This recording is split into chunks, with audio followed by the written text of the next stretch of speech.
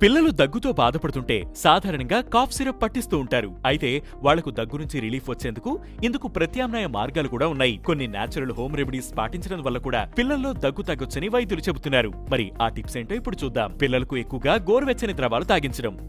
పిల్లలను ఇలాంటి టైంలో హైడ్రేటెడ్ గా ఉంచాలి. ఇందుకోసం గోరువెచ్చని నీరు లేదా కెఫిన్ లేని టీ అంటే నేచురల్ టీ అంటే హెర్బల్ టీ వంటివి తాగిస్తే కఫం తగ్గి దగ్గు నుంచి ఉపశమనం వస్తుంది. ఇక దీంతో పాటు పిల్లలు పడుకునే గదిలో హ్యూమిడిఫైయర్ పెడితే మంచిది. వారు పడుకునే ప్రదేశంలో ఇది పెట్టడం వల్ల దగ్గు నుంచి రిలీఫ్ వస్తుంది.